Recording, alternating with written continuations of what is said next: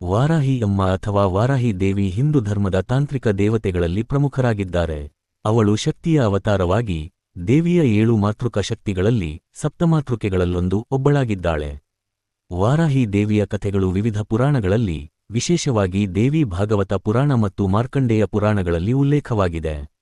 ಇಲ್ಲಿದೆ ಒಂದು ಸರಳ ಹಾಗೂ ಸಂಕ್ಷಿಪ್ತ ರೂಪದಲ್ಲಿ ವಾರಾಹಿ ಅಮ್ಮನ ಕಥೆ. ವಾರಾಹಿ ತಾಯಿಯ ಜನನ ಮತ್ತು ಶಕ್ತಿ. ವಾರಾಹಿ ಅಮ್ಮನು ವರಾಹ ಅವತಾರದ ಶಕ್ತಿಯಿಂದ ಉತ್ಪನ್ನಳಾದಳು.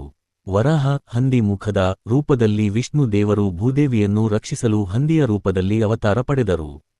ಈ ಅವತಾರದಿಂದ ಶಕ್ತಿಯಾಗಿಯೇ ವಾರಾಹಿ ದೇವಿ ಪ್ರಕಟಳಾದಳು. ಅವಳ ಮುಖ ಹಂದಿಯದು, ದೇಹ ಮಾನವನದು, ಮತ್ತು ಅವಳು ಸಾಮಾನ್ಯವಾಗಿ ತಾಂತ್ರಿಕ ಶಕ್ತಿಯ ಪ್ರತೀಕವಾಗಿದ್ದಾಳೆ. ದೈತ್ಯನಾಶಕಿ ದೇವಿ.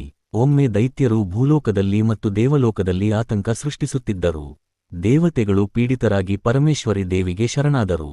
ಆಗ ದೇವಿಯ ಶಕ್ತಿಯಿಂದ ಸಪ್ತಮಾತೃಕೆಗಳ ಸೃಷ್ಟಿ ನಡೆಯಿತು. ಬ್ರಾಹ್ಮಿ, ಮಹೇಶ್ವರಿ, ಕೌಮಾರಿ, ವೈಷ್ಣವಿ, ವಾರಾಹಿ, ಇಂದ್ರಾಣಿ ಮತ್ತು ಚಾಮುಂಡೇಶ್ವರಿ. ವಾರಾಹಿ ದೇವಿಗೆ ದೈತ್ಯನಾಶಕ ಶಕ್ತಿಯುಳ್ಳ ರೂಪ ನೀಡಲಾಯಿತು.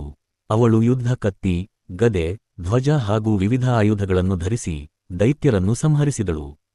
ವಿಶೇಷವಾಗಿ ಅಜಮುಖಾಸುರ, ರಕ್ತಬೀಜ, ಅಂಧಕಾಸುರ ಮುಂತಾದ ದೈತ್ಯರನ್ನು ಸಂಹರಿಸಲು ವಾರಾಹಿಯ ಪಾತ್ರ ಮಹತ್ವದಾಗಿದೆ.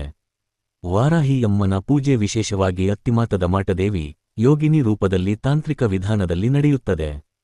ಸಾಮಾನ್ಯವಾಗಿ ರಾತ್ರಿ ವೇಳೆಯಲ್ಲಿ ಅಥವಾ ರಹಸ್ಯ ತಾಂತ್ರಿಕ ಉಪಾಸನೆಗಳಲ್ಲಿ ಅವಳನ್ನು ಆರಾಧಿಸಲಾಗುತ್ತದೆ. ವಾರಾಹಿ ದೇವಿ ಶ್ರೀವಿದ್ಯಾ ಉಪಾಸನೆಯಲ್ಲೂ ಮಹತ್ತರ ಸ್ಥಾನ ಪಡೆದಿದ್ದಾಳೆ. ಅವಳು ಗುಪ್ತ ಮಾತೃಕೆಯ ದೇವಿ ಎಂದು ಭಕ್ತರಲ್ಲಿ ಭಯ ಪರಿಹರಿಸುವ ಶಕ್ತಿಯನ್ನು ಹೊಂದಿದ್ದಾಳೆ.